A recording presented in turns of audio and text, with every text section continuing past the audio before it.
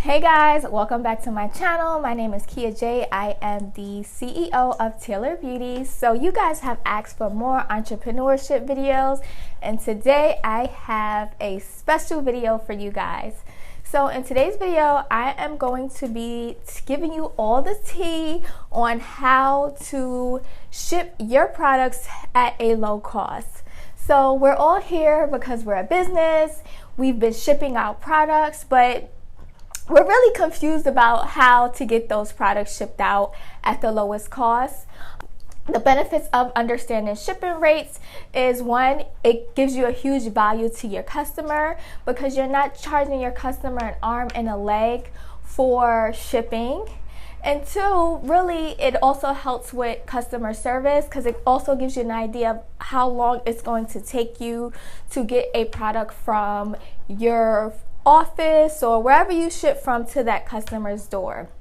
So today I'm going to be talking about shipping rates as well as different shipping options and pretty much transit time. So I use a combination of the United States Postal Service, UPS, FedEx, and DHL depending on where my item is going. But overall today I'm only going to talk about the USPS because for a small business I find that this is the most cost-effective way to ship out an item.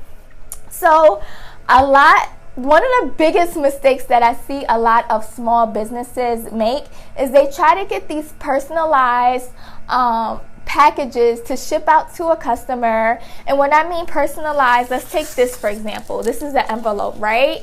And one of the things, they want a cute pink envelope with all of their writing and stuff on it. And they want this nice pretty packaging. And I think that is okay, but keep in mind that costs money. Not only does it cost money to you, but you have to also charge your customer for that as well. So I like to stay away from branded envelopes.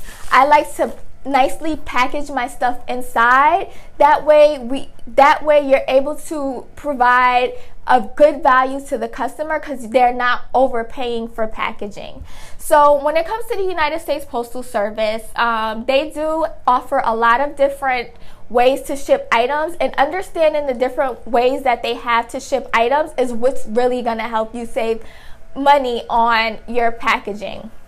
So there's different levels to the United States Postal Service. So the first thing we're going to start with is first class mail, right? So first class mail is basically anything that weighs under a pound. So if you are shipping an item and it weighs under a pound, you never want to ship it priority mail. One, because that's going to make your price hike even more. And two, because you want to give the best value to your customer and really give your customer the best value in their shipping rates. So when it comes to the first class mail, one thing you have to understand is you do have to purchase your own packaging for anything that costs under a pound. So if you are a business, the first thing you want to do is kind of figure out how much is my item going to weigh. So understanding how much your item is going to weigh is really going to help you understand how you're going to package this item each and every single time that you ship out item, anything that weighs less than a pound. One, the envelope is fairly light. It weighs less than an ounce. So it's not going to be very heavy. I like to use a scale. I'll leave a link below to the scale that I like to use. You want to always make sure you weigh your items before you ship it out. It usually ships for under $5 depending on where it's going to. And also, you also want to make sure when you include that rate, you include a lot of things. Some of the things you want to include is you want to include how much it costs to package. So include that in your shipping rate as well. So for instance, figuring out about how much your envelopes cost and how much other things cost. Now, I know a lot of times people don't like to use these generic envelopes, but keep in mind sometimes when you get the personalized envelopes, they can cost you about $1 or $2. If you're not buying a whole lot at one time, it can be very expensive. So keep in mind that you can always save money finding a supplier that gives you a very low cost. And if you think that this is not great, Also think about how you can package that item to make it look good. I like to package my items to keep it under £1 very nicely, and also because I know the envelope is not the best, I do like to personalize packages by adding thank you notes and things like that to my customers. First class, let's talk about priority mail. Priority mail is anything that weighs over £1, and priority mail can get expensive. That's why I say understanding how much your stuff weighs. Now, if your stuff weighs over £1, you want to figure out, you want to go the priority mail route. The thing that I love about priority mail is that you can get free shipping supplies from the Postal Service. So you can go online to the UnitedStatesPostalService.com, go onto their website, and actually they can give you you can get all of your shipping supplies for free, and you can order as much as you want, unlimited amounts, and that's what I like. So here are some options of some free items that come through the United States Postal Service. You can get them mailed to your business or to your home, wherever you want to get them mailed to. So this is a flat rate envelope. The United States Postal Service has a lot of different flat rate envelopes. The thing that I like about the flat rate envelopes is that if your item weighs over £1, it doesn't matter how much it weighs, it's always going to be the same price depending on where in the United States it's shipping to. So this is a good option to use if it could fit in the envelope but it's more than £1, because this is probably one of the lower prices. Then even if it is £1, they still offer other different options like this, which is just a regular box that you can ship. And then they also have other types of boxes, which is flat rate boxes. So if you have a lot of stuff but you're shipping it in a box, you can get yourself flat rate box. So showing you guys an example of shipping something flat rate versus not shipping it flat rate. Let's say I wanted to ship something from Atlanta, Georgia to New York, just using fake addresses, and I'm shipping to the Empire State Building. And so let's say that package weighs 10 pounds. Now here's the difference. If a package weighs 10 pounds and you ship in your own box, not provided by the United States Postal Service, it costs you $25, as opposed to shipping it in a medium flat rate box, and that is $13.65.